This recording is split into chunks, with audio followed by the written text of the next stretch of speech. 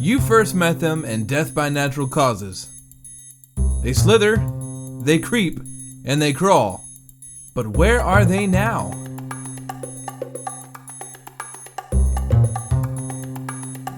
Hi, we are back with our cane toad that was in DB&C. Well, one of the cane toads that was in Death by Natural Causes. So if you were wondering what happened to some of the animals that were down there whenever the exhibit went away, now you don't have to wonder anymore. So we went through we rotated between about 2 cane toads every single week. So as amphibians, they don't have to eat as often as mammals do. So our cane toads would not eat on exhibit. We tried and they refused to do it. They were just too stressed out. So we would just have to switch them out, switch their whole tanks out, switch water bowls, everything, every single week, usually in the morning or in the late afternoon. And we like to make that happen on the days whenever we got our mouse orders for the rest of our animals. So that way, when the toad went downstairs for the first time that week, he would have a nice meal of small mice. Mm-hmm. And then the other one would go up to take his place. That's right. Cane toads will pretty much eat anything. So feeding them once they were downstairs was actually fairly easy. The cages are a little bit differently shaped, and then of course, having someone in your face all the time might be a little bit nervous for you. So these cane toads have absolutely thrived being off exhibit. They certainly weren't kind of in a bad way upstairs, but having them down here where they can have a little bit of privacy has really kind of improved them. Their behavior, though, is they're very rowdy.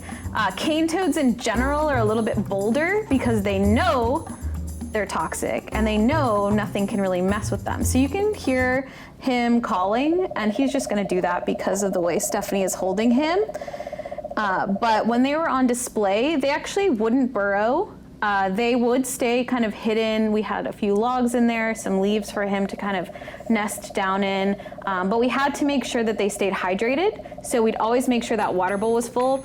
Although they have a lot kind of rougher, drier skin than our salamander, which is our other amphibian we had on display, we had to make sure that they're still getting really moisturized.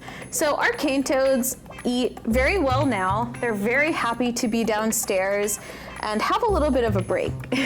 And while they were upstairs in Death by Natural Causes, we could almost guarantee almost every morning they did something to make a big mess of their tank. Like we would see dirt and water and poop all over the glass or all in their water bowl. So they were a mess constantly, and every day we were cleaning them up to make them exhibit ready. And especially whenever we would switch the toads out and put the new one up there, that new one would get pretty angry about it and was hopping everywhere and was trying to escape or peeing all over us all the time. So we always had a bunch of gloves and napkins or paper towels back there to prep for that. And we would always wear our grungiest clothes for those days because we knew we were going to get peed on twice. Yeah. Once getting them out of their tanks in the alcove, and then once putting them back in the tanks in Death by Natural Causes.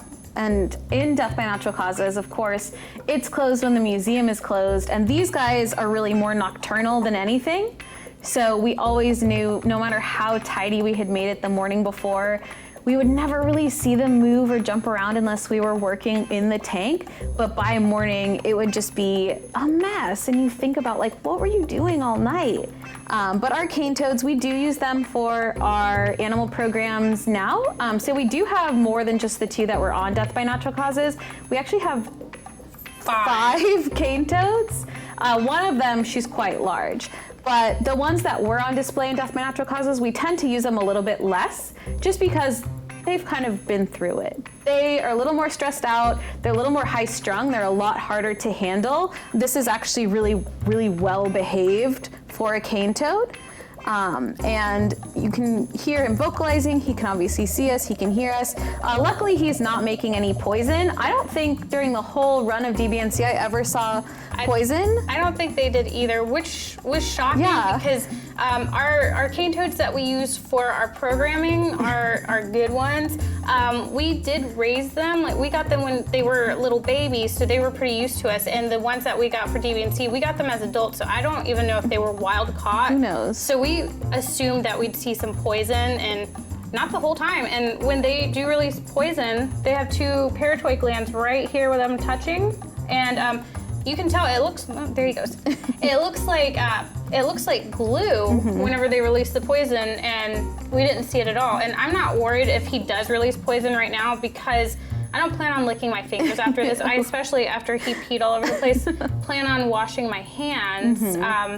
And that's all you have to do with the cane toads if they do release the poison. And that is just a response to make sure that they don't get eaten, because their poison can be pretty gnarly. It can be pretty bad. So, but we don't, we're not worried about that at all, and we handle cane toads all the time. So, I've never had poison on me, actually. I really haven't ever seen it. Almost 8 years working here with cane toads, never been poisoned.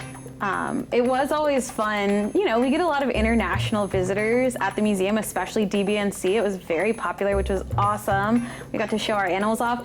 But I'll always remember when you're up there in the morning, it's a little more relaxed. The people that come in early are generally there to really focus and pay attention. But we had some folks from Australia, and they would walk through and they'd see the cane toad, and we're behind glass, but we can still hear people. And of course, if you open the door when you're coming out, sometimes they'll ask you a question and they just be like, is that a cane toad? Why would you have a cane toad on display? Because in Australia, they're this hugely, horribly invasive species, and they're actually seen as a pest. Whereas in Texas, they can still be a little bit invasive, but we don't really see them that frequently. And they're not damaging our environment as they are with Australia right now. So we would hear it every time they would come during the summer and our winter time. We would hear it from them about why do you have cane toads? What's the point of that? They're just toads. And we had to explain to them well, they're cool. Yeah. They're cool looking. They belong here because, they are damaging to the environment. They could be. But we definitely heard a lot of cane toad slander.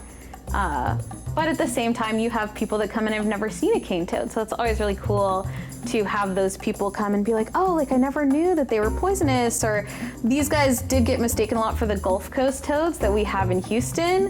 Even though the Gulf Coast toads are a little bit smaller. So these guys are not native to Texas. They're native to Central South America. And I'm sure he is much happier being downstairs. He's on the top shelf where he gets some privacy. We can't really see him. Our heads do not go that high, so he gets a lot of privacy unless we're in there misting his environment or feeding him. And so he does get some much needed R&R. Yeah. And then the peeing is just one of his defense mechanisms. It's puff and it's pee and then it's poison. So happens all the time. It happens all the time. Urine is sterile, so we'll all wash our hands after this. Yes. And clothes.